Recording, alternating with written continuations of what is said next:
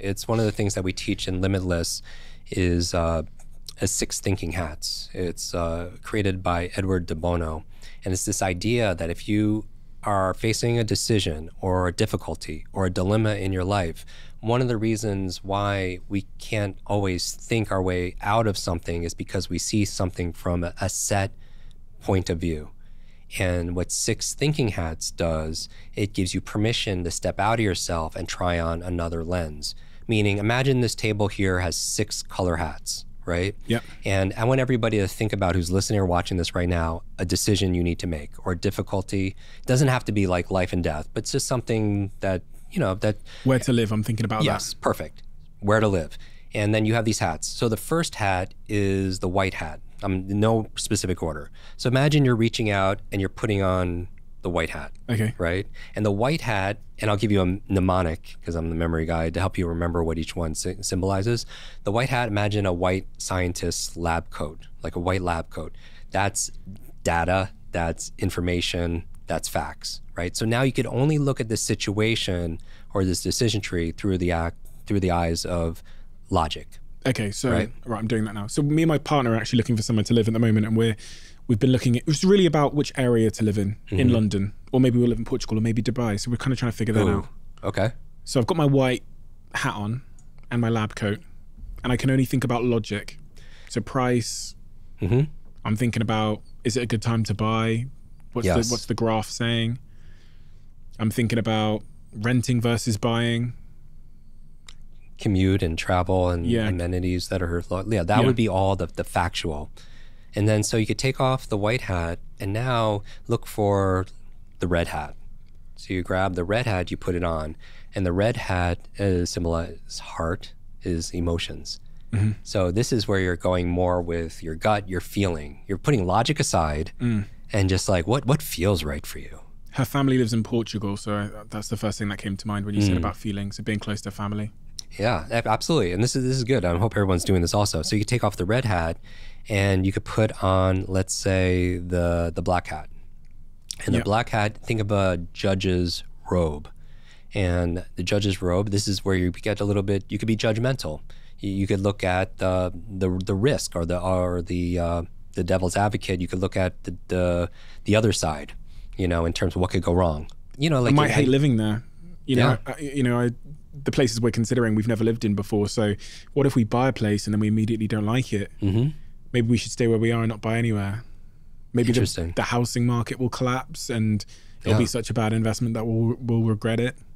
So you're shining a spotlight. So the idea here is that the information is out there, but where are we choosing to put a spotlight and acknowledge and be aware of? So you could take off the black hat, and we're doing this abbreviated, right? And then look for the yellow hat. You put on the yellow hat, and the yellow is like the sun, and that's like optimism. And this is like all the things opposite of the black hat. What could go wrong? What could go right? Like what the upside? And even even all those things I just named, we'll figure it out. Yeah, we'll figure it out. If we live there, we can always move somewhere else, and we'll make it work. And Dubai's lovely. It's hot. Yeah. So it's Portugal. Nice. And those are 4 hats, and the last 2. Take off the yellow hat and find the green hat. And so you put on the green hat, and the green is possibility. It's like new growth. If you look at the plants that are green, imagine new foliage, new growth. And these are like maybe thinking outside the box. Like maybe it's not, I go to this job or this job. Maybe it's I go back to school, or maybe it's something I'm not entertaining. So that's possibility. So that would be in the context of me moving house. What is that? That's the possibility of... So if it was like between this and this, it could be like choice 3 or choice 4. A third option. So maybe we'll try America, or we'll try another place to live in the world, or maybe we'll just Airbnb in all these places and we can live in all of them. Yeah. Okay, so that would be green. And then finally, the last hat. So it could be done in any order, but the blue hat is always you end with. So put on the blue hat, and the blue, imagine the sky overlooking everything. It's kind of like the manager hat. It listens to all the conversations with all the other color hats, and then it helps you make a decision. Because it informs, because here's the thing, you can only make decisions based on what's in your conscious awareness. And so many people live with a certain hat on. like 24/7. They are just that logical facts, prove it to me, and they see through a certain lens. But if they're not, you know, looking at the emotional context or other possibilities or the downside of, you know, Branson's very good at that, right? He's very good at looking at, everyone looks at him as very, very risk, you know, like, you know, do all these crazy things, but he's, you know, you have conversations with him. He looks at, like, from the black hat, look in terms of risk management, right? And mitigating the downside. And so, like, but if you just looked at everything through the yellow hat, investing, optimistic, you think everything's going to Bitcoin, everything's going to be good, you're going to go all in that, and you're ignoring the other points of view. And so this allows you to have more information. So hopefully with that more information, you can make a wiser choice with something. And that's kind of, you know. You literally recommend people in chapter 15 of this book to buy multicolored hats.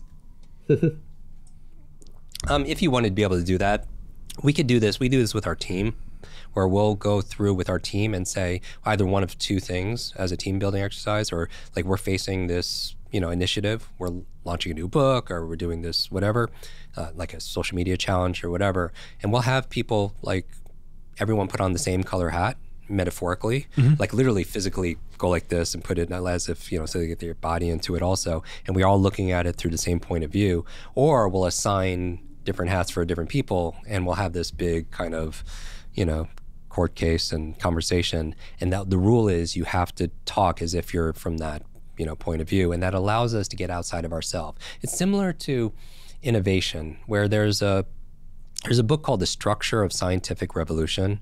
It's not a really fun read, but the essence of it is a lot of innovation and progress comes from people outside of that industry, because it takes somebody from the outside to have a different lens or hat that didn't have the same learned helplessness and taught the same limitations of how things should have been done. So maybe an Elon outside saying, well, if we're going to make a car today with today's technology, how would we go about doing that instead of doing just incremental improvements on, you know, what they have existing, right? And I think you ask a new question and you get a new answer, and part of these, you know, 60,000 thoughts we have, a lot of them are informal questions, but are those questions getting us, shining a light? We have something called our reticular activating system, which we talk about a lot, that the brain primarily is a deletion device.